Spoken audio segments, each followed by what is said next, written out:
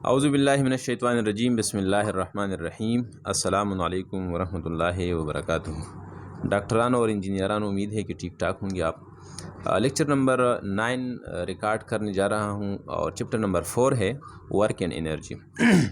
इसी चैप्टर में मैंने वर्क एंड एनर्जी पर पहला लेक्चर दिया था आपको। वर्क और एनर्जी मैंने डिस्कस किया था, इस पर डिफरेंट एमसीक्यूज भी मैंने की थी और साथ साथ इसमें मैंने ग्राफ्स भी डिस्कस की थी।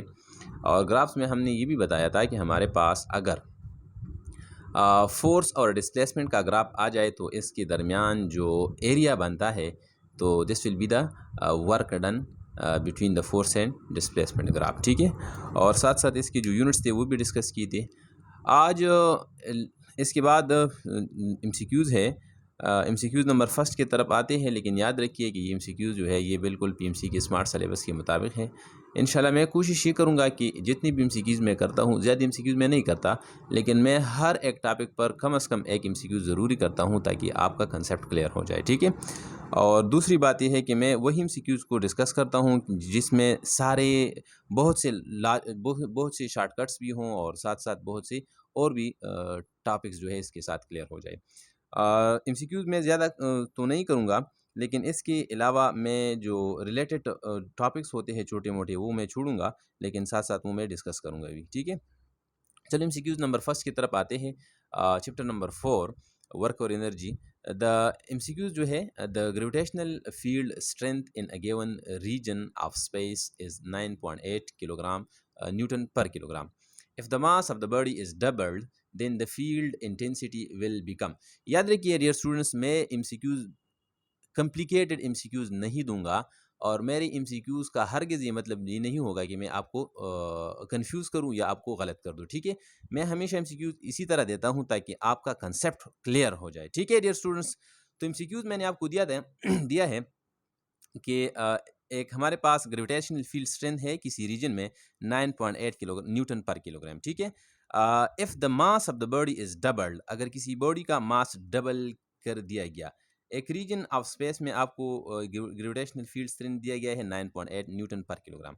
अगर मैंने मास को डबल किया, एम फाइनल मास जो है ये इनिशियल मास से कितना हो गया, डबल हो गया। शाबाश। ठीक है, the mass of the body is double then the field intensity will become. Field का जो इंटेंसिटी है अभी ये क्या हो जाएगी।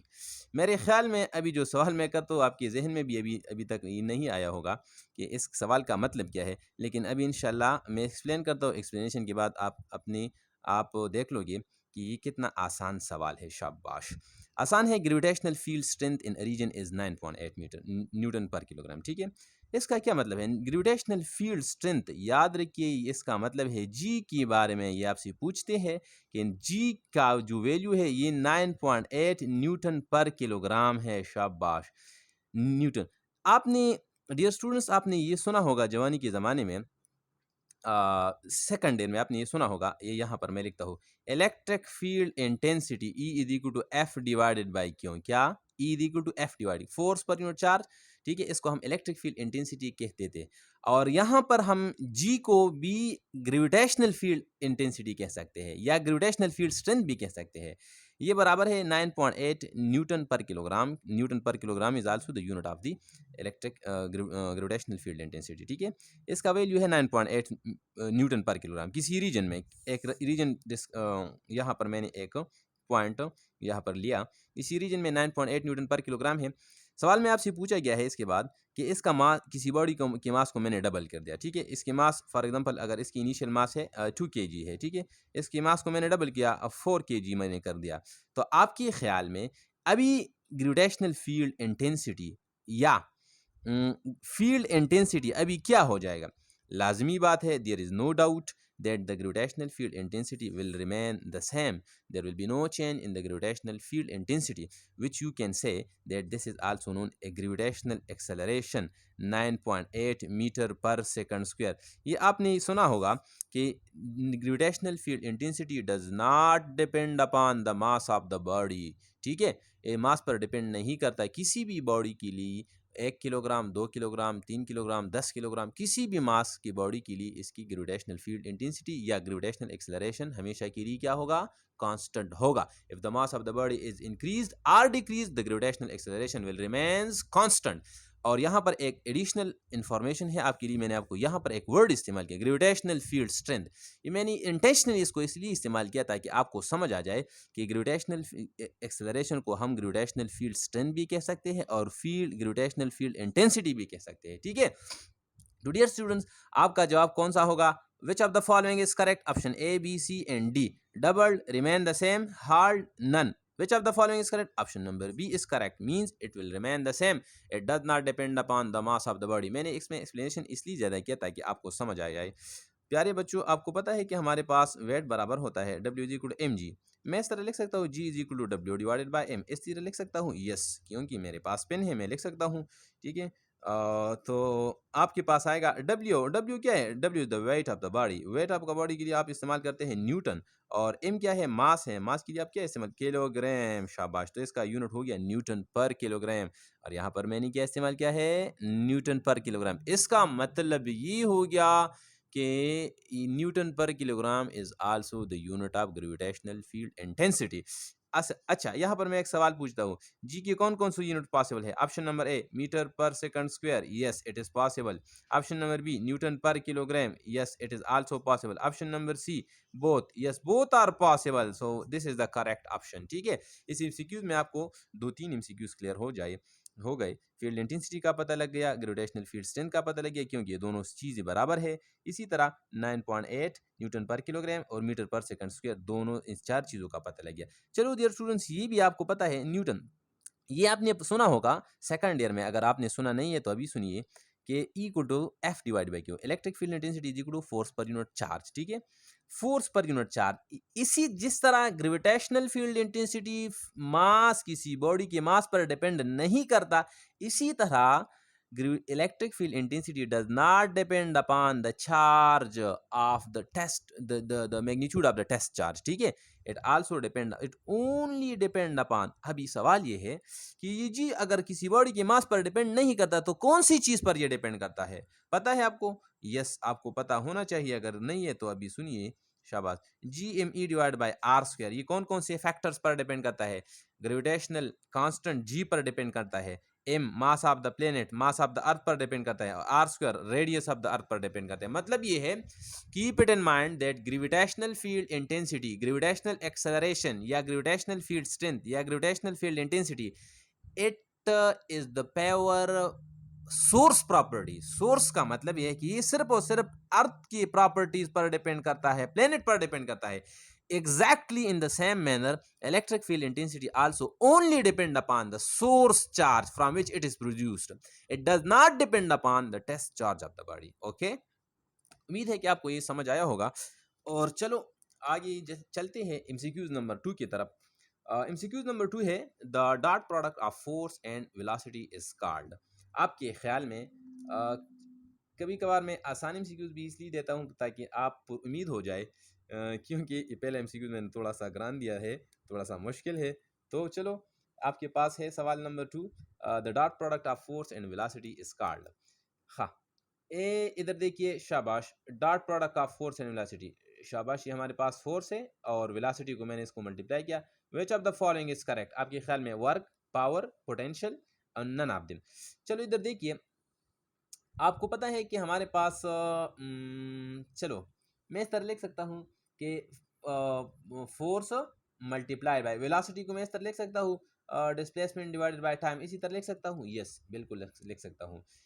तो आपके पास आएगा F dot S divided by T, इस तरह लिख सकता हूँ, इसको बिल्कुल लिख सकता हूँ, क्योंकि ये तो मैथमेटिकली भी ठीक है, डायमेंशनली भी ठीक है, और पेन भी मेरे पास है। तो आप इधर देखिए, ये ऊपर वाले टर्म को देखिए, आपके पास है F dot S. Dear students, F dot S का है आपने सुना है? आपने ये सुना है, एफ डॉट डी सुना है, और एफ डॉट डी को आप कहते हैं वर्क। इसको क्या कहते हैं? वर्क, शाबाश।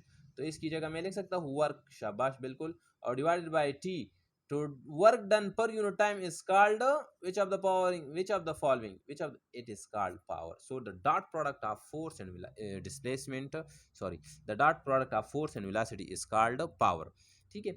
इसका मतलब ये है कि द डॉट प्रोडक्ट इस्तेमाल किया गया है। तो डॉट प्रोडक्ट का मतलब है डियर स्टूडेंट्स कि जब भी दो वेक्टर्स के दरमियान डॉट प्रोडक्ट आ जाए तो याद रखिए ये क्वांटिटी जो है ये स्केलर क्वांटिटी होगा। कौन सी क्वांटिटी होगा? ये स्केलर। इसका मतलब है power is a scalar quantity, ठीक है।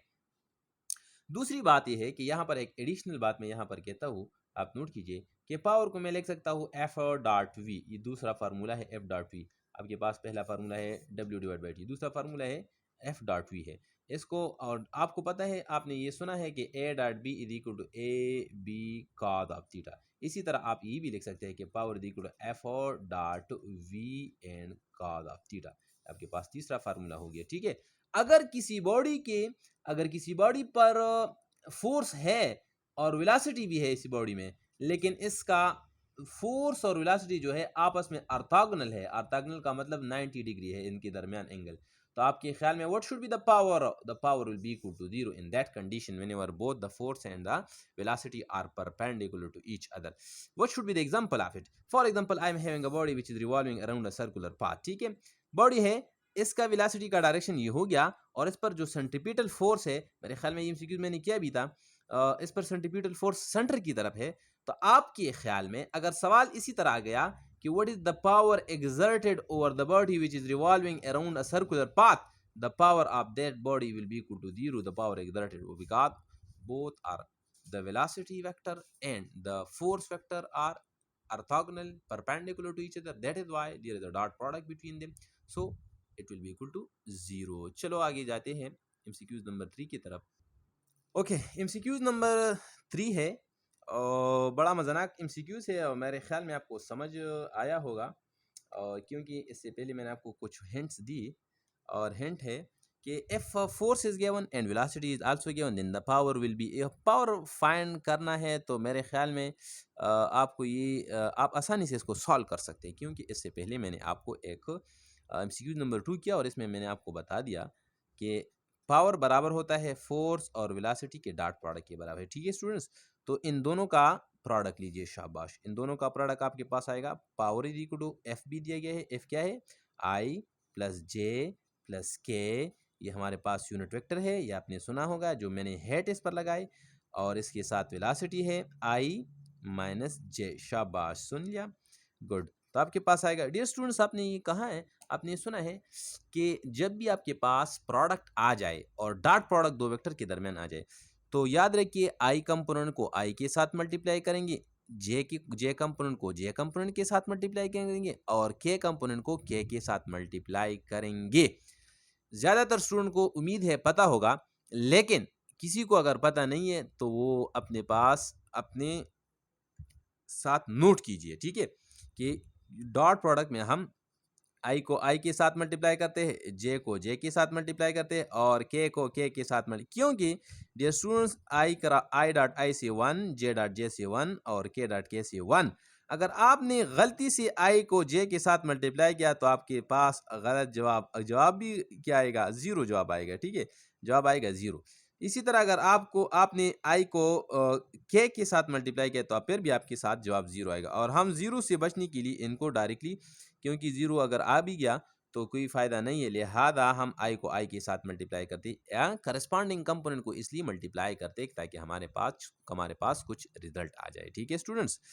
हाँ, डॉट प्रोडक्ट में हम सिमिलर कंपोनेंट्स को मल्टीप्लाई करते हैं, और याद रखिए एडिशनल बात कि क्रॉस प्रोडक्ट में हम अपोजिट मीन्स सिमिलर को मल्टीप्लाई नहीं करेंगे, मतलब आई को जे आई के साथ मल्टीप्लाई नहीं करेंगे, आई को जे के साथ, जे को के साथ, के को आई के साथ मल्टीप्लाई करेंगे, ठीक है, समझ आ गया बात, ठीक है। हाँ, मल्टीप्लाई कीजिए, शाबाश, आई को आई के साथ, शाबाश, आई को आई, आपके पास आएगा आई डॉट आई, शाबाश बच्चों, आपके पास आएगा जे को जे के साथ, शाबाश, ये भी प्लस है, ये भी प्लस प्लस आ गया, यहाँ पर प्लस है, जे के साथ प्लस है, और यहाँ पर क्या है? माइनस है, तो आपके पास है जे डॉट जे, इसी क्या है? शाबाश, 1, तो मैंने लिख लिया -1, क्योंकि यहाँ पर माइनस है, और आपको पता है प्यारे बच्चों कि जब आपको माइनस और प्लस मल्टीप्लाई हो जाए तो ये माइनस नहीं, ये ज़ोरावर है, ज़ोरावर, इट इज़ पावरफुल, तो आपके पास -1 जवाब आएगा। तो यहाँ पर मैंने -1 लिख लिया, और के का जो दोस्त नहीं है तो के को मैं मल्टीप्लाई करता हूँ ज़ीरो के साथ, तो आपके पास आएगा ज़ीरो जवाब, ठीक है। और ये स्टूडेंट्स पता है आई डॉट आई सी क्या आता है? शाबाश, 1 आता है, इससे पहले मैंने आपको लिखा है, और यहाँ से क्या? Minus multiply by plus equal to minus, शाबाश, और प्लस ज़ीरो, तो आपके पास पावर आएगा प्यारे बच्चों 1 - 1 + 0, ये एक दूसरे के साथ दूड़ा हो जाएंगी। दूड़ा आपको पता है किसी कहते हैं, मैंने आपको बताया दूड़ा कहते हैं, मैं ज़ीरो को दूड़ा कहता हूँ, ठीक है, कैंसिल करने को मैं कहती हूँ। तो दिस इज़ द शाबाश, this is what. Option number D is the correct option. उम्मीद है कि मेरी बातें आपको समझ आती है, लेकिन still if you are facing some problem in my writing, in my saying, in my words, in my speaking, in my other issues, if you having, you can ask me in your comment box, ठीक है। your all comments, questions are cordially accepted and inshallah they will be responded positively, okay। चलो प्यारे बच्चों, आगे जाते हैं। MCQs number 4 हमारे पास है। बड़ा ही इंटरेस्टिंग, ज़बरदस्त और मज़ानाक सवाल है। MCQs नंबर 4 है कि हमारे पास कि the ratio of powers for the given graphs are, ठीक है, ये मैंने गलती से शाबाश इस लिखा है। हाँ, इसमें रेशो ऑफ पावर क्या है डियर स्टूडेंट्स, आपको ग्राफ बनाए गए हैं। ग्राफ में यहाँ पर एक बना टी है एक साइड पर और दूसरी साइड पर वर्क दिया है, वर्क किया है। तो यहाँ पर आपसे पूछते हैं कि इसका पावर इसका फाइंड कीजिए। इसका P1 है, P1 ऊपर है 60 डिग्री के लिए और P2 नीचे है, ये 45 डिग्री के लिए है। हाँ बच्चों, पहली बात तो ये है कि इसका मतलब ये है कि अगर वर्क और टाइम के दरमियान ग्राफ आ जाए तो याद रखिए कि ये कौन सी चीज़ को रिप्रेजेंट करता है, पावर को। क्यों कि आपको पता है इसका एरिया फाइंड कीजिए। शाबाश, area oh oh oh sorry sorry sorry I am given sorry, यहाँ पर मैंने आपको अब एक बात बताया कि इसका इन दोनों को मल्टीप्लाई के W multiply by T, W multiply by T हमारे पास कौन सी क्वांटिटी है। हाँ चलो, मैं क्या कह रहा था। हाँ, यहाँ पर अगर ग्राफ आपको वर्क और टाइम के दरमियान दिया गया है तो इनके दरमियान, तो आपके पास अगर आप इनके दरमियान अगर आप एरिया फाइंड करना चाहते हैं तो अगर आप एरिया को फाइंड कीजिए तो डब्ल्यू क्रॉस टी है। डब्ल्यू क्रॉस टी का मतलब ये है कि ये कौन सी क्वांटिटी है, W cross T, P divided by sorry P equal to W divide by T, और डब्ल्यू क्रॉस टी कौन सी क्वांटिटी है यार। हाँ, ये तो ऐसी क्वांटिटी है, चलो इसको छोड़िए, क्योंकि यहाँ पर आपसे पूछते हैं कि इनके दरमियान इसका पावर फाइंड कीजिए। तो इसी ग्राफ को, इसका पावर फाइंड करने के लिए आप इसका स्लोप फाइंड करेंगे, ठीक है। और स्लोप आप जानते हैं, स्लोप आप कहते हैं perpendicular quantity divide by horizontal quantity है, मतलब है परपेंडिकुलर डिवाइड बाय बेस। इसको आप टेंजेंट थीटा भी कहते हैं, ठीक है students. Tangent theta is equal to perpendicular. Tangent theta जो है ये किसी भी क्वांटिटी का, अगर आप किसी क्वांटिटी का किसी ग्राफ का टेंजेंट क्वांटिटी फाइंड कीजिए तो ये बराबर होता है स्लोप के बराबर होता है, ठीक है। तो the slope of W T graph, the slope of W T graph जो है this gives you the power, ये आपको पावर देगा। क्योंकि आपके पास है स्लोप क्या है, परपेंडिकुलर डिवाइड बाय हॉरिजॉन्टल। शाबाश, परपेंडिकुलर क्या है, डब्ल्यू है, और हॉरिजॉन्टल क्या है, टी है। तो W divide by T means power.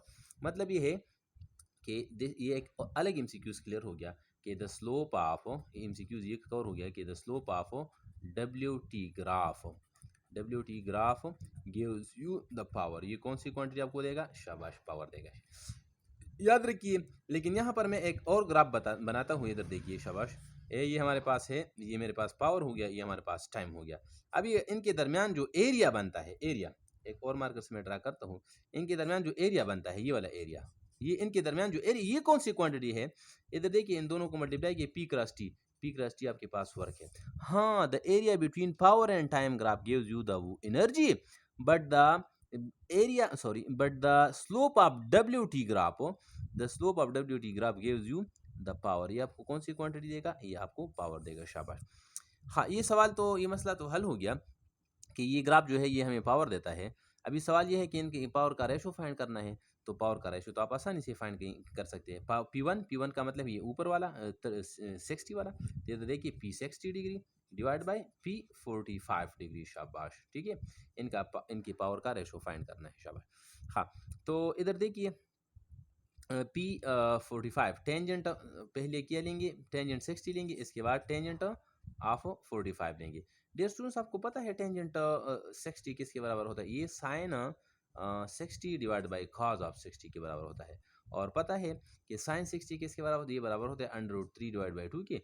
और cos 60 किसके बराबर, ये बराबर होता है 1/2 के बराबर होता है। शाबाश। तो आपके पास आएगा √3 डिवाइड बाई 2, और इसको उल्टा करेंगे तो आपके पास आएगा √3। मतलब ये है कि टेंजेंट 60 बराबर होता है किसके बराबर है, √3 के। और ये भी पता है कि टेंजेंट 45 बराबर होता है 1। तो आपके पास रेशो आएगा √3:1। This is the correct option. So यहाँ पर मैंने ऑप्शन तो नहीं लिखे हैं, तो आपके पास जवाब ये होगा। ठीक है। यहाँ पर मैं एक इम्पॉर्टेंट बात आपको कहना चाहता हूँ, और ये है कि अपने पास डियर स्टूडेंट, मैं बार बार ये कहता हूँ कि अपने पास ये टेबल जो है, ये ट्रिग्नोमेट्रिक रेशो वाला टेबल जो है, ये अपने पास ज़रूर अपने साथ रखिए और इसको मुकम्मल रटा कीजिए ताकि आपको याद हो, कोई प्रॉब्लम ना हो। ठीक है। तो मैंने यहाँ पर लिखा भी था, लेकिन ये आसानी से आपको मिल सकता है, नेट में भी आपको मिल सकता है कि sine 0, sine 45, sine 30, sine 60, sine 90, sine 180 इससे बराबर होते हैं। इसी तरह कास के लिए भी और इसी तरह टेंजेंट के लिए भी फाइन कीजिए। ठीक है। तो मेरा ख्याल है कि ये आपको समझ आया होगा। तो याद रखिए यहाँ पर पहला पावर जो है ये √3 है, और दूसरा क्या है, ये 1 है। तो इसका मतलब हुआ जिसके दरमियान एंगल ज़्यादा होता है, जिस पावर के दरमियान जिसका एंगल ज़्यादा होता है तो इसका पावर ज़्यादा होगा, और जिसका एंगल कम है तो इसका पावर कम है। ठीक है। चलो आगे जाते हैं। हाँ, MCQs नंबर 5 है हमारे पास। MCQs नंबर 5 की तरफ आते हैं। Two bodies weighing 50 Newton and 40 Newton goes upstairs in 25 seconds and 20 seconds respectively. The ratio of powers will be. इसका रेशो ऑफ पावर क्या होगा? हाँ, ये पावर पर दूसरा MCQs है, तो आप इसको मेरे ख्याल में आसानी से फाइंड कर सकते हैं। P1 और P2 को आप फाइंड कर सकते हैं। P1 बराबर होता है W1 डिवाइड बाई T1। इसी तरह P2 बराबर होता है W2 डिवाइड बाई T2। ठीक है। यहाँ पर आपके पास आएगा इसी तरह आपके पास आएगा P1 divided by P2 is equal to, ये W हमारे पास बराबर होता है FD के बराबर होते हैं। ठीक है। तो मैं लिख सकता हूँ F1 D1 divided by T1। इसी तरह अगर इसको मैं उल्टा करूँ तो आपके पास आएगा T2 divide by F2 D2। ठीक है। हाँ डियर स्टूडेंट्स, आपसे ये कहते हैं, सवाल ये पूछते हैं कि दो बॉडीज है, एक का वेट है 50 न्यूटन, दूसरी का 40, और एक बॉडी जो है डिस्टेंस कवर करता है स्टेयर पर ऊपर जाता है तो ये 25 सेकंड लेता है, और दूसरी बॉडी ये 20 सेकंड लेता है। लेकिन इसका मतलब ये है कि अगर स्टेयर यहाँ से यहाँ तक है तो इन दोनों बॉडी जो है, इन ए और बी दोनों बॉडी ने जो है डिस्टेंस जो है S1 और S2 इक्वल कवर किया, तो यहाँ पर आपके पास ये वाले टर्म्स कैंसिल हो जाएंगे। आपके पास आएंगे, शाबाश क्या आएगा, P1:P2 is equal to F1 divide by T1, and similarly ऊपर आपके पास T2 डिवाइड बाई F2 आएगा। शाबाश। F2 हमारे पास फोर्स है तो आपके पास आएगा, और वेट क्या है, वेट आपको दिया गया है, वेट तो हमारे पास फोर्स है क्योंकि weight is the attractive force of the earth. F1 क्या है, 50 न्यूटन है। शाबाश। 50 न्यूटन। T1 कितना टाइम इसने लिया है, 25 सेकंड इसने लिया है। शाबाश। T2 क्या है, T2 है 20 सेकंड। शाबाश। और फोर्स F2 कितना है, 40 न्यूटन। तो आपके पास आएगा इधर देखिए, शाबाश, ये 25 मल्टीप्लाई बाई 50 डिवाइड बाई 25, ये आपके पास आएगा 2।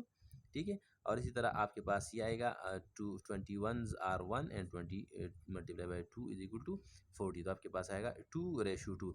विच of the following is correct? आपके ख्याल में this is the correct option. Sorry, ये तो मैंने इसी तरह किया था। हाँ, अब which of the following is correct, ये मैंने करेक्ट किया ऑप्शन नंबर ए को। ये हमारे पास 1:1 है क्योंकि ये दोनों एक दूसरे के पास कैंसिल होता है, तो आपके पास 1:1। Option number A is the correct option. ठीक है। चलो आगे जाते हैं, MCQs नंबर 6 की तरफ जाते हैं। MCQs नंबर 6 हमारे पास है कि a body falls through a height of 5 metre, what will be the ratio of energies. ये हमारे पास एक बॉडी है, यहाँ पर ये बॉडी है, ये नीचे की तरफ ये गिरता है, ये बॉडी जो है। ठीक है। और ये हमारे पास अर्थ है। ठीक है। यहाँ पर आपसे सवाल पूछते हैं कि यहाँ पर इसका जो हमें पता है कि इनिशियल वेलोसिटी ज़रूरी है, ये बॉडी ये यहाँ पर ये गिरना इसने शुरू कर दिया, ज़मीन की तरफ ये गिरती है ये बॉडी। लेकिन यहाँ पर आपसे एक और सवाल पूछता है कि इसकी वेलोसिटी, इसकी पोटेंशियल एनर्जी और काइनेटिक एनर्जी के रेशो को फाइंड कीजिए जबकि इसकी वेलोसिटी कब तक कहाँ तक पहुँच गई, इसकी वेलोसिटी पहुँच गई v divide by √2। Dear students, ये सवाल मैंने इसलिए शामिल किया ताकि आपको ये कंसेप्ट और ये टॉपिक मुकम्मल क्लियर हो जाए। ये इंटर कन्वर्जन ऑफ एनर्जी पर है, ठीक है। तो यहाँ पर इसकी एनर्जी को फाइंड करना है। यहाँ पर एक बात याद रखिए कि हमारे पास जो अर्थ का जो सिस्टम है, ये हमारे पास कंजर्वेटिव सिस्टम है। कौन सा है?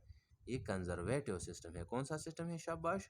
कंजर्वेटिव सिस्टम आप ऐसे सिस्टम को कहते हैं जहाँ पर टोटल एनर्जी जो है ये कांस्टेंट होती है। और प्यारे बच्चों, आपको पता है कि टोटल एनर्जी किसके बराबर होता है? ये पोटेंशियल एनर्जी और काइनेटिक एनर्जी के सम के बराबर होता है। तो मैं इस तरह लिख सकता हूँ कि अगर हमारे पास 10% पोटेंशियल एनर्जी में डिक्रीज आ गया, तो याद रखिए काइनेटिक एनर्जी में 10% क्या आएगा? ये इसमें 10% इंक्रीज आएगा, क्योंकि टोटल एनर्जी कांस्टेंट रहेगा। चलो, इसका मतलब ये हो गया, अगर पोटेंशियल एनर्जी में 50% डिक्रीज आ गया तो काइनेटिक एनर्जी में 50% इंक्रीज आएगा। अगर एक क्वांटिटी में इंक्रीज आता है तो दूसरे में लाजमी है कि दूसरे में डिक्रीज आएगा। और जितना इंक्रीज आया है पहले बॉडी में, पहली क्वांटिटी में, तो दूसरी क्वांटिटी में इतना ही डिक्रीज आएगा, क्योंकि increase might be compensated with the increase. Increase और डिक्रीज एक दूसरे को कंपेंसेट करेगा, ठीक है। तो यहाँ पर आपसे सवाल पूछते हैं कि अगर वेलोसिटी किसी बॉडी की v/2 हो गया, v/√2, इसी बॉडी जो यहाँ से जो मोशन स्टार्ट किया था, अगर इसकी वेलोसिटी v डिवाइड बाई √2 हो गया, तो आपके ख्याल में इसका काइनेटिक एनर्जी और पोटेंशियल का रेशो फाइंड कीजिए। तो ये आसान है। क्यों आसान है प्यारे बच्चों? आसान इसलिए है कि यहाँ पर आप इस तरह करेंगे कि इसकी काइनेटिक एनर्जी को फाइंड करेंगे या पोटेंशियल एनर्जी को फाइंड करेंगे, ठीक है। चलो मैं काइनेटिक को फाइंड करता हूँ। आपको पता है काइनेटिक एनर्जी हाफ mv² के बराबर होता है। चलो यहाँ पर ये वेलोसिटी पुट कीजिए तो आपके पास आएगा हाफ m, और v की जगह मैं क्या करूँगा? आई शाबाशी, ये मैंने पुट किया v डिवाइड बाई √2। तो आपके पास आएगा फाइनल, इसकी जो अभी काइनेटिक एनर्जी इसके साथ है, ये आपके पास आएगा ए हाफ mv² डिवाइडेड बाई ये 2 अपनी जगह, और ये √2 जो है ये इसके साथ, ये 2 के साथ कैंसिल होता है, आपके पास आएगा 2। मतलब ये हो गया क्या? यहाँ पर इस बॉडी के साथ ये 2 को मैं कॉमन लेता हूँ, आपके पास आएगा 1/2 इंटू हाफ mv²। शाबाश। तो आपके पास आएगा नज़र आती है? यस, आपके पास आएगा final kinetic energy equal half, और ये तो इनिशियल काइनेटिक एनर्जी के बराबर है, ठीक है। मतलब अभी इसी पॉइंट पर इसने हाफ काइनेटिक एनर्जी गेन किया है, गेन, ठीक है। ये सवाल अगर ये इसी तरह होता कि बॉडी ऊपर की तरफ जाता है तो बेहतर होता, लेकिन चलो इसी तरह है, ये भी कोई बात नहीं। अगर काइनेटिक एनर्जी यहाँ पर इस बॉडी के साथ हाफ काइनेटिक एनर्जी इसके साथ है, तो इसका मतलब ये है डियर स्टूडेंट्स, इस तरह मैंने यहाँ पर आपको बताया कि अगर हाफ हमारे पास इसके पास काइनेटिक है तो इसके पास पोटेंशियल कितनी होगी? पोटेंशियल भी हाफ होगी, ठीक है, क्योंकि half plus half is equal to 1, क्योंकि दोनों को का टोटल एनर्जी को कांस्टेंट रखना होगा। तो यहाँ पर आपके पास आएगा हाफ पोटेंशियल हाफ, मतलब आप इसी तरह कह सकते हैं कि 50% काइनेटिक 50% पोटेंशियल। 50 का मतलब है 150, ये आपके पास 1:1। Option number A is the most correct suitable answer. चलो आगे जाते हैं। अगर स्टिल कोई प्रॉब्लम हो तो आप इसी सवाल को और भी तरीके से सॉल्व कर सकते हैं, या यही छोड़िए, काइनेटिक एनर्जी पहले फाइंड कीजिए। अगर इसने यहाँ पर ये आपसे पूछा कि अगर वेलोसिटी v/4 हो गया, सॉरी v/2 हो गया, तो अब फिर आप फाइंड कीजिए। तो वेलोसिटी का यहाँ पर काइनेटिक एनर्जी में फिर v/2 पुट करेंगे। यहाँ पर देखिए, यहाँ पर मैंने पुट किया है v डिवाइड बाई √2। फिर अगर v/2 दिया गया तो फिर आप पुट करेंगे v/2, तो फिर आपके पास काइनेटिक एनर्जी फाइंड करेंगे। अगर आपके पास काइनेटिक एनर्जी 50% है तो पोटेंशियल भी 50 होगा। अगर आपके पास काइनेटिक एनर्जी 25% है तो पोटेंशियल एनर्जी 75 होगा। अगर आपके पास काइनेटिक एनर्जी 90% तो पोटेंशियल 10% होगा। इसी तरीके से आप मतलब वेलोसिटी से काइनेटिक एनर्जी फाइंड करेंगे, और काइनेटिक एनर्जी फिर अंदाज़ा लगाइए कि काइनेटिक एनर्जी कितनी है, तो रिमेनिंग जो है ये पोटेंशियल एनर्जी होगी। दोनों को ऐड करेंगे तो आपके पास टोटल एनर्जी होगा।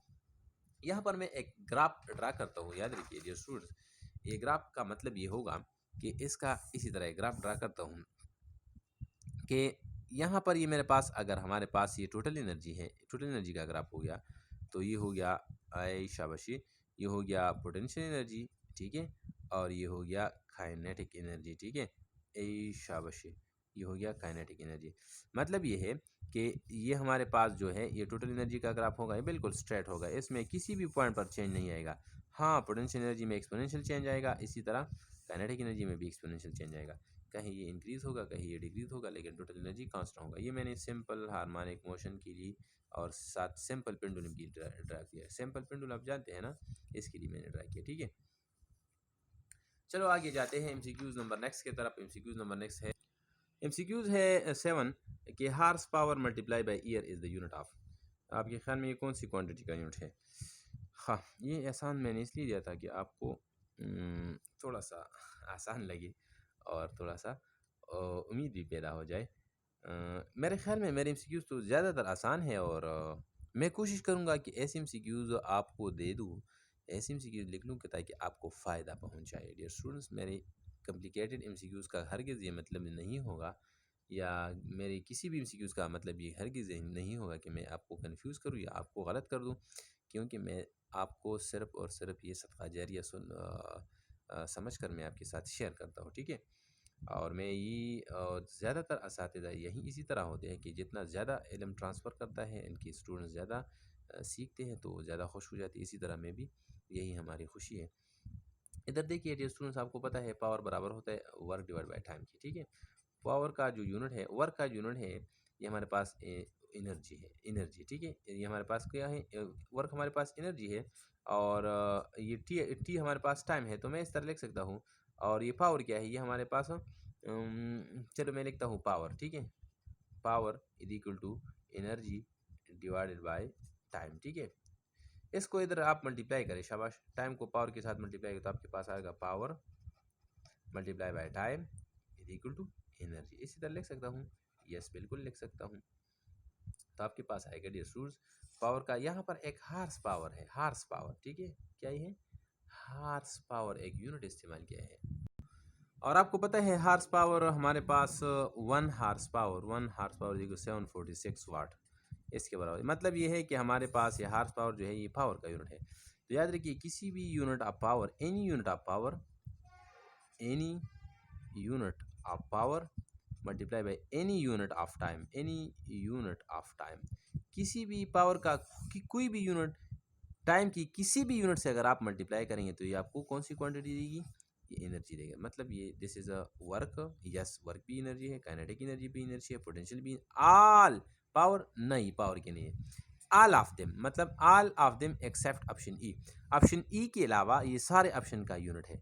मतलब किसी भी यूनिट ऑफ पावर को अगर किसी भी यूनिट ऑफ टाइम के साथ मल्टीप्लाई करें, सेकंड के साथ, मिनट के साथ, आर के साथ, या किसी भी डे के साथ, इवन डे के साथ, इवन वीक के साथ अगर आप मल्टीप्लाई करें तो आपके पास कौन सी क्वांटिटी आपको देगा, ये एनर्जी देगा। मतलब option number A, B and C, all of these are correct, मतलब option D is the most appropriate. ठीक है, चलो आगे है एमसीक्यूज नंबर 8। हमारे पास एमसीक्यूज है, given two masses are coming close to each other their potential energy. ये मैंने इसलिए लिखा कि ये आपके एक कंसेप्ट है इक्विलिब्रियम, और साथ साथ पोटेंशियल एनर्जी, और साथ साथ इसकी जो attractive forces, freely falling body, ये सारे में एप्लीकेबल है ये वाला कंसेप्ट। अगर मेरे पास ये बॉडी है और ये बॉडी है, ये भी मास है, ये भी मास है। ठीक है, ये मेरे पास अर्थ है, ये ज़मीन है। ठीक है, और ये मेरे पास मास m1 है, ये ज़मीन की तरफ ये बॉडी गिरती है, तो इसका मतलब है the mass are coming close to each other, ये मास जो है एक दूसरे को नीचे आते हैं। जिस तरह न्यूटन ने फरमाया था कि there might be attractive forces between the masses in gravitational field. ठीक है, यहाँ पर अट्रैक्टिव फोर्स है, लेकिन अगर अट्रैक्टिव फोर्स है या मासेस अगर coming close to each other, then what should be the potential energy of the bodies, आपके ख्याल में? याद रखिए कि मैं आपको एक यहाँ पर एक जुमला लिखता हूँ, और जुमला अपने साथ इस तरह नोट कीजिए जिस तरह मैंने 3 स्टार लगा दिए, कि in all the natural processes, in all the natural phenomenas,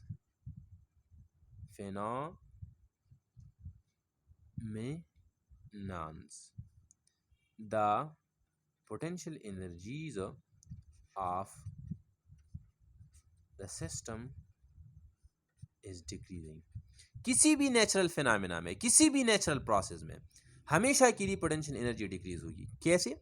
मेरे पास मार्कर है, मैं इसको छोड़ता हूँ, अभी अगर मैंने इसको छोड़ दिया तो ये अपनी मर्ज़ी के मुताबिक ये जिधर चलता है इसको हम कहेंगे नेचुरल प्रोसेस। इसको मैंने छोड़ दिया, ये ज़मीन की तरफ ये गिरता है, इसका मतलब ये हमारे पास नेचुरल फिनोमेना है। इसी तरह आपके पास मास है, किसी भी मास को अगर आपके पास मास है, इधर देखिए, अगर इसी मास को आप छोड़ते हैं तो ये ज़मीन की तरफ गिरती है। तो याद रखिए this is called natural phenomena. हाँ, मेरे पास चार्जेस हैं, दो हमारे पास चार्जेस, एक पॉजिटिव है दूसरा नेगेटिव, इसको मैंने छोड़ दिया, ये एक दूसरे के साथ अट्रैक्ट होते हैं, इसको नेचुरल फिनोमेना कहते हैं। मेरे पास एक पॉजिटिव चार्ज है, दूसरा भी पॉजिटिव है, दूसरे मैंने यहाँ पर रखे हैं, हाँ करीब करीब मैंने यहाँ पर रखे हैं, अगर इसको मैंने छोड़ दिया तो ये एक दूसरे से जुदा होते हैं, इसको हम कहते हैं नेचुरल फिनोमेना। तो याद रखिए जितने भी फिनोमेना खुद होते हैं, खुद वाक़या होते हैं, एक्सटर्नल फोर्स की ज़रूरत नहीं होती, इसको हम कहते हैं natural phenomena. In all natural phenomena the potential energies will be decreasing. क्या हो जाएगा? डिक्रीजिंग। याद रखिए पोटेंशियल एनर्जी क्या होगा? डिक्रीज होती है। इस तरह आपको भी मालूम है कि अगर बॉडी ज़मीन की तरफ गिरती है तो इसकी पोटेंशियल डिक्रीज होती है, अगर ये ऊपर आप लेके जाते हैं तो इसकी एनर्जी इंक्रीज होती है। तो समझ आ गई बात? हाँ, यहाँ पर एक और बात भी अपने पास नोट कीजिए, अगर ये ज़मीन की तरफ गिरती है, आपकी याद रखिए, तो इसका इक्विलिब्रियम क्या हो जाएगा? इक्विलिब्रियम। इक्विलिब्रियम का मतलब आपके ख्याल में बॉडी स्टेबल यहाँ पर ये ज़मीन की सरफेस पर ज़्यादा स्टेबल होगा या हवा में ज़्यादा स्टेबल होगा? लाजमी बात है कि ज़मीन पे सरफेस पर ज़्यादा स्टेबल होगा, और ज़मीन की सरफेस पर ये पहुँच कर इसकी पोटेंशियल एनर्जी डिक्रीज होती है। तो यहाँ पर एक और बात है कि अगर पोटेंशियल एनर्जी डिक्रीज होती है तो इक्विलिब्रियम इंक्रीज होती है। तो इसका मतलब ये है कि इक्विलिब्रियम और पोटेंशियल एनर्जी का आपस में कौन सा रिलेशनशिप है? किसी बॉडी की पोटेंशियल एनर्जी डिक्रीज होती है तो वहीं पर इक्विलिब्रियम इंक्रीज होती है। शाबाश। और अगर ये पोटेंशियल एनर्जी इंक्रीज होती है तो इक्विलिब्रियम फिर डिक्रीज हो जाएगा। समझ आ गई? चलो आगे जाते हैं। हाँ प्यारे बच्चों, एमसीक्यू नंबर 9 है। मेरे ख्याल में क्लास थोड़ा सा ज़्यादा हो गया, 36 मिनट के बराबर हो गया, लेकिन चलो फिर भी जाते हैं क्योंकि मैंने बहुत से बातों में आपके साथ मुलाकात होती है, और मैंने कहा था कि मैं एक हफ़्ते के लिए मैं चला गया था और मेरा कुछ स्टडीज़ थे, इसी चीज़ के लिए मैं तैयारी कर रहा था, इसलिए मैं थोड़ा एब्सेंट रहा, इसलिए मैं क्लास थोड़ा ज़्यादा लेता हूँ। ठीक है, क्योंकि आपका टेस्ट भी नज़दीक है। इंशाल्लाह मैं नेक्स्ट क्लास में एक या आधा चैप्टर करूँगा ताकि आपको टेस्ट से पहले आपका काम कंप्लीट हो जाए। ठीक है? हाँ, एमसीक्यूज़ नंबर 9 है, if the VP is the gravitational potential. VP का मतलब है gravitational potential of a body for a body of mass m at 50 centimetre above the surface of the earth. मेरे पास एक बॉडी है, ये हमारे पास अर्थ है, यहाँ पर एक बॉडी यहाँ पर वाक़या है, और इस बॉडी का अर्थ से फासला 50 सेंटीमीटर है। कितना है? 50 सेंटीमीटर। ठीक है? हाँ, above the surface of the earth, then VP gravitational potential at the surface at the same distance for mass 2m will be। अगर इसी फासले पर मैंने बॉडी का मास डबल कर दिया, इसी बॉडी का मास m है पहली बॉडी का, इसके लिए ग्रेविटेशनल पोटेंशियल VP है। अगर मैंने बॉडी का मास डबल कर दिया और फासला वही रहा, तो आपके ख्याल में what should be the gravitational potential, what should be the VP? Gravitational potential आप जानते हैं? यस, बिल्कुल आप जानते हैं। ग्रेविटेशनल पोटेंशियल का प्यारे बच्चों फार्मूला है GME डिवाइडेड बाय R। सो हाँ, ये हो गया ग्रेविटेशनल पोटेंशियल। तो यहाँ पर इस फार्मूले को आप देखिए, यहाँ पर ये डिपेंड करता है जी पर, कैपिटल जी पर डिपेंड करता है, कैपिटल मास पर डिपेंड करता है, मतलब मास ऑफ द प्लेनेट पर, और रेडियस ऑफ द प्लेनेट पर डिपेंड करता है। It does not depend upon the mass of the body, the mass of the body पर डिपेंड नहीं करता। इस जिस तरह मैंने आपको पहले में यूज़ किया, ये हमारे पास सोर्स प्रॉपर्टी है। क्या है? Source property. Dear students, source property उन क्वांटिटीज़ को कहते हैं जो सिर्फ और सिर्फ सोर्स पर डिपेंड करते हैं, सिर्फ और सिर्फ अर्थ के मास, रेडियस, इसके फैक्टर्स पर डिपेंड करता है, डायमीटर, डेंसिटी, इस पर डिपेंड करता है, और कोई भी फैक्टर्स पर डिपेंड नहीं करता। लिहाजा मास अगर डबल, ट्रिपल या इंक्रीज या डिक्रीज करे तो कोई भी प्रॉब्लम नहीं पड़ेगा, मतलब it will be remain the same. Option number VP। ठीक है? और साथ साथ आगे हमारे पास अगला MCQs है, MCQs नंबर लास्ट है, और MCQs नंबर लास्ट बड़ा इंपॉर्टेंट भी है, और इसके लिए मैंने पेज खाली रखा है क्योंकि मैं इसके में कुछ डिस्कशन करना चाहता हूँ। Escape velocity for a body is 2 kilogram. किसी बॉडी का एस्केप वेलोसिटी है 2 किलोग्राम, सॉरी कि the escape velocity for 2 kilogram mass is 11.2 kilometre per second. किसी बॉडी का मास है 2 kilogram metre per second, 2 kilogram इस बॉडी का मास है। मेरे पास अर्थ है, इसी अर्थ से मैं एस्केप करता हूँ। एस्केप वेलोसिटी आप जानते हैं, यस, एस्केप का मतलब ये है डियर स्टूडेंट, फरार हो जाना, हाँ, भाग जाना। मतलब किसी बॉडी को अगर इतना वेलोसिटी हम दे दें ताकि ये ग्रेविटेशनल फील्ड में वापस आ न जाए, तो ऐसी वेलोसिटी को हम कहते हैं एस्केप वेलोसिटी, जो कि अर्थ की ग्रेविटेशनल फील्ड से आज़ाद हो जाता है, आज़ाद होने वाला वेलोसिटी, इसको हम कहते हैं एस्केप वेलोसिटी, ठीक है। इनिशियल वेलोसिटी होगा और ये हमारे पास मिनिमम वेलोसिटी होगा, मिनिमम। अगर आपने इससे ज़्यादा दिया तो फिर भी ये फ्ली हो जाएगा, अगर आपने मिनिमम से कम दिया तो फिर ये ग्रेविटेशनल नहीं होगा, फिर वो बस ज़मीन पर गिरेगा। इसी तरह हमारे पास है मास है 2 किलोग्राम मास है, हाँ, इसकी ग्रेविटेशनल एस्केप वेलोसिटी है V escape is equal to 11.2 kilometre per second. अगर इसकी बॉडी को मैंने मास को मैंने डबल कर दिया तो आपके ख्याल में एस्केप वेलोसिटी क्या होगा? हाँ, याद रखिए एस्केप वेलोसिटी डियर स्टूडेंट बराबर होता है ये 2 REG, gravitational acceleration, radius of the earth and gravitational acceleration, और टू हमारे पास कंसर्न, ये बराबर होता है 11.2 kilometre per second. It does not depend upon the mass of the body पर डिपेंड नहीं करता है, बिल्कुल मास ऑफ द बॉडी पर डिपेंड नहीं करता, it depends only upon the mass of the planet, it is a source property, लिहाजा the gravitation the escape velocity will be remain the same. So आपके ख्याल में कौन सा ऑप्शन करेक्ट है, ए, बी, सी, डी या ई? None of these. कौन सा करेक्ट है? ये वाला? नो, क्योंकि यहाँ पर किलोग्राम पर सेकंड इस्तेमाल किया गया है, लिहाजा ये वाला ठीक नहीं है। हालांकि हाँ 11.2 किलोमीटर पर सेकंड है, ठीक है, यहाँ पर किलोग्राम नहीं है, तो मतलब ये है option number E is the correct option. Dear students, प्यारे बच्चों, मैं आपको एक एमसीक्यूज़ यहाँ पर करवाना चाहता हूँ और ये मेरे ख्याल में इंशाल्लाह बहुत फ़ायदेमंद होगा। लेकिन इसके जिस चीज़ से मैं आखिर में आपको ये कहता हूँ कि ये हमारे पास लास्ट फार्मूला है, तो आप ज़रूर इसको नोट कीजिए। आपको पता है हमारे पास वेट है, हमारे पास है mg, और ये mg जो है ये असल में जी आपको पता है जी हमारे पास बराबर है G m divide by R square के बराबर है, ठीक है, ग्रेविटेशनल एक्सेलरेशन। इसको मैं इस तरह भी लिख सकता हूँ कि g is equal to G M R multiply by R, ठीक है। तो आपके पास आएगा जी आर, आपके पास आएगा G M divide by R, इसी तरह लिख सकता हूँ, यस बिल्कुल। और एस्केप वेलोसिटी का इक्वेशन क्या है? 2REG, ठीक है। मतलब ये है कि अगर आपके पास एस्केप वेलोसिटी का इक्वेशन है 2REG, तो यहाँ पर जो ब्रैकेट में आपको एक इक्वेशन नज़र RG नज़र आता है, तो इस RG को मैं रिप्लेस करता हूँ इसी के साथ रिप्लेस करता हूँ, इसको रिप्लेस करे, शाबाश, इसी को रिप्लेस करें, शाबाश है, शाबाश। तो आपके पास आएगा escape velocity is equal to 2GM divide by R and whole under, this is the another equation of the escape velocity, ठीक है। ये भी अपने साथ नोट कीजिए। प्यारे बच्चों, याद रखिए, अगर मैंने एम मास पर यूनिट वॉल्यूम का नाम आपने सुना है, बिल्कुल सुना है, आपके पास आएगा डेंसिटी, और ये भी आपको पता है कि अर्थ का डेंसिटी हमारे पास स्फेयर है, स्फेयर के लिए हम 4/3 पाई आर क्यूब इस्तेमाल करते हैं।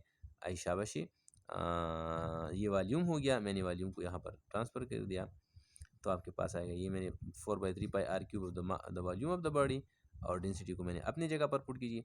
तो यहाँ पर मैंने एम फाइंड किया, एम यहाँ पर फिर पुट कीजिए, तो आपके पास आएगा, इसको बहुत गौर से सुनिए क्योंकि ये इंतहाई इम्पोर्टेंट है, शाबाश।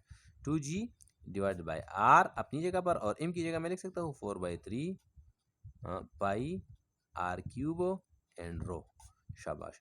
यहाँ पर कुछ फैक्टर्स ऐसे हैं जो कैंसिल होते हैं, कौन कौन से फैक्टर?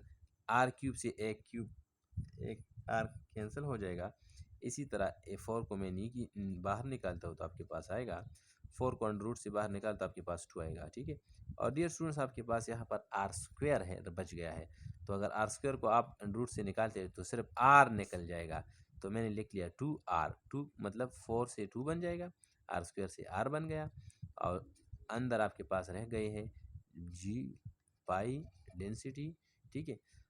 एमसीक्यूज मैंने इसलिए लिखा डियर स्टूडेंट, इधर देखिए कि अगर किसी सवाल में इसी तरह आपको आ गया कि radius of the planet is doubled, if the diameter is doubled, then what should be the escape velocity. याद रखिए ये रेडियस के साथ डायरेक्टली डिपेंडेंट है, रेडियस, हाँ, अगर डेंसिटी कांस्टेंट है तो ये रेडियस पर डायरेक्टली डिपेंड, अगर इसी तरह सवाल आ गया है कि डियर स्टूडेंट्स की हमारे पास है अगर एक बॉडी अर्थ का एक प्लेनेट है अर्थ जिसकी डेंसिटी अर्थ की डेंसिटी के बराबर है, लेकिन इसका रेडियस डबल है, तो आपके पास वेलोसिटी एस्केप वेलोसिटी क्या होगा 2r।